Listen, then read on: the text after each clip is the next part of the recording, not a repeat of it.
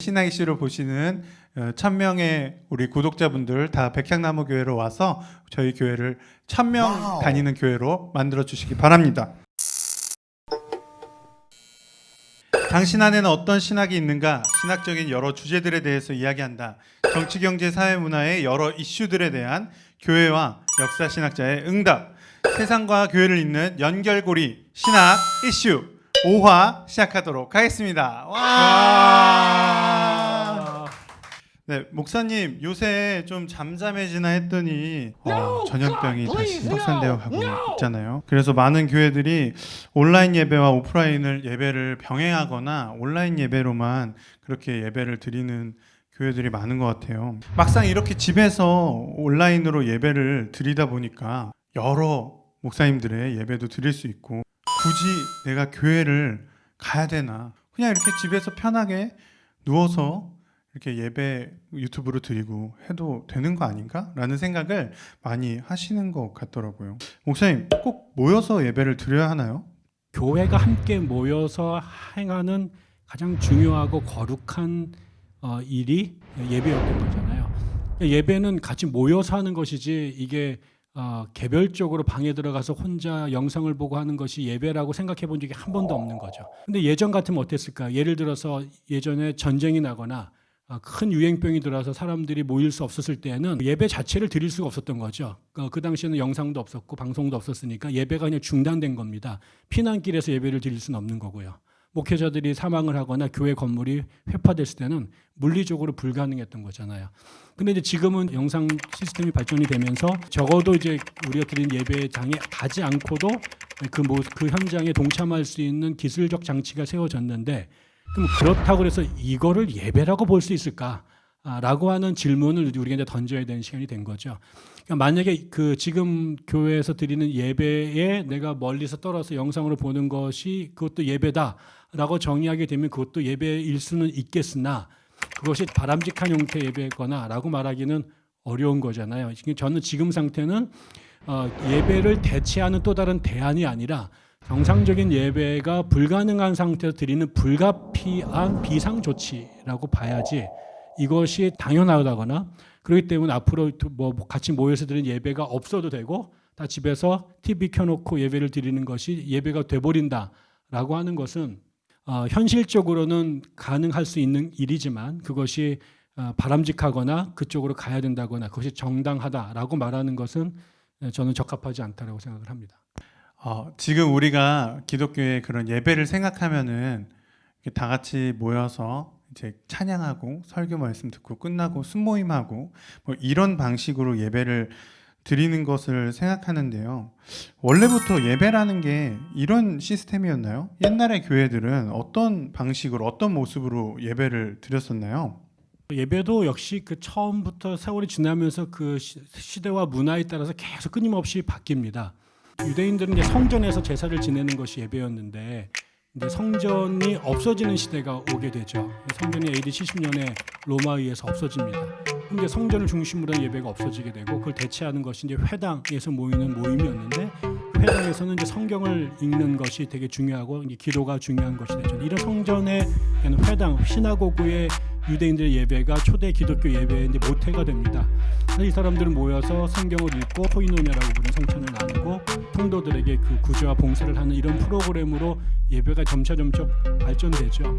그러다 우리가 아는 것처럼 로마의 박해가 오니까 예배를 공식적으로 드리기가 어려워서 카타콤이라고 하는 지하에서 예배를 드리기도 하고 교회라고 하는 것이 가정에서 사람들이 모여서 드리는 예배였기 때문에 지금처럼 무슨 성가대가 있거나 아니면 잘 짜여진 리터지컬한 순서가 있는 게 아니었던 거죠. 그러다가 나중에 콘스탄티누스 황제가 기독교를 공인하게 되고 그러면서 이교도 신전, 거대한 신전들을 기독교인들에게 주게 되고 거기에 또 고대 이교도들이 사용했던 예배 방식이라든가 이런 것들이 또 교회 안으로 같이 토착화가 되면서 발전하게 되죠. 오랫동안 또 예배는 가톨릭에서 미사를 중심으로 예배를 드렸는데 그때 미사는 신부가 거의 모든 일들을 라틴어로 다 끌고 가고 평신도들은 앉아서 가만히 예배에 참관하고 있다가 나누어지는 떡과 포도주를 마시는 정도로 예배에 참여했던 거죠. 예배의 언어도 평신도들이 못 알아듣는 라틴어로 예배가 진행이 되고 그러다가 나중에 이제 종교 개혁을 거치면서 자국어로 예배를 드리기 시작하고 설교가 중요시하게 되고 회중들도 드디어 자기네 나라 말로 번역된 혹은 만들어진 코랄이라고 하는 찬송가를 부르기 시작하면서 예배가 발전하게 되는 거죠. 그래서 최근에 와가지고 우리가 드리는 열린 예배, 구도자 중심의 예배가 드리면서 뭐 현대 악기를 쓴다든가 평신도들의 예배 참여가 넓어진다든가 이러면서 교회 예배가 계속 발전해 온 거죠.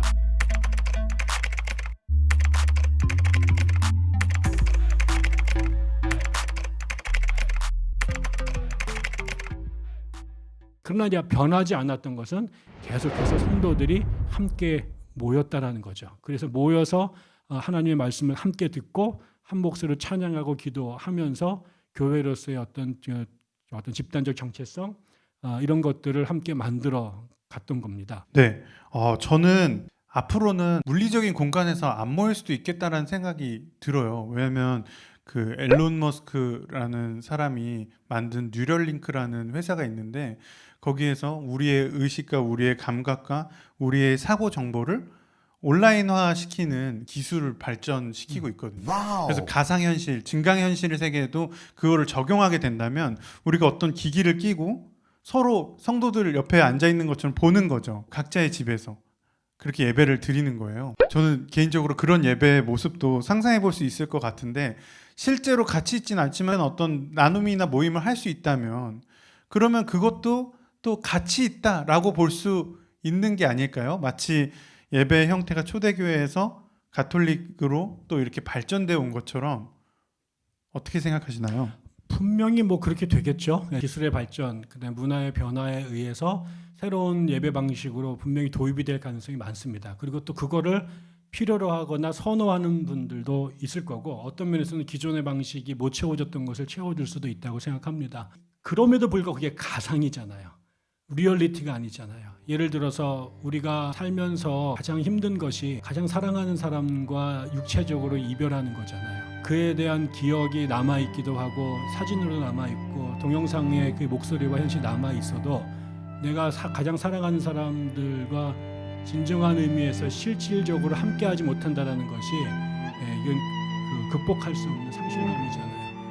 그래서 우리가 그런 것들을 극복하기 위해서 아까 말한 다양한 테크놀로지를 통해 가지고 그들의 모습과 그다음에 기억들을 남아 있지만 그러면 그럴수록 그것이 우리를 채워주는 게 아니라 실질적으로 그의 손을 만지고 그와 삶을 공유할 수 없다라고 하는 이 간격이 우리의 갈증을 더 강하게 만든다고 저는 생각이 들거든요. 그래서 저는 여전히 그런 그 테크놀로지에 의한 다양한 형식의 예배가 실험될 수 있고 가능하다고 충분히 믿고 그것이 또 필요할 수 있다고 보지만 그럼에도 불구하고 지금 우리가 같이 앉아서 같이 얼굴의 피부색이 바뀌는 것들을 보면서 쌓아가는 이런 관계를 이런 만남을 그 어떤 것들도 대체할 수 없을 것이다. 그리고 그것이 가상현실 같은 테크놀로지로 채워져가는 만큼 이 실질적인 만남에 대한 그리움과 이런 갈증은 훨씬 더 강화될 가능성도 좀 있다. 네, 예배의 과거의 형태와 또 미래의 예배의 형태에 대해서 지금 한번 이야기를 해봤는데요. 지금 많은 분들이 예배를 집에서 유튜브로 들으시고 계신데요. 어떤 교회로 가야 될까 이런 걸 또 고민하는 분들이 많이 있습니다. 그렇지만 목사님 역시 교회 하면 백향나무 교회겠죠?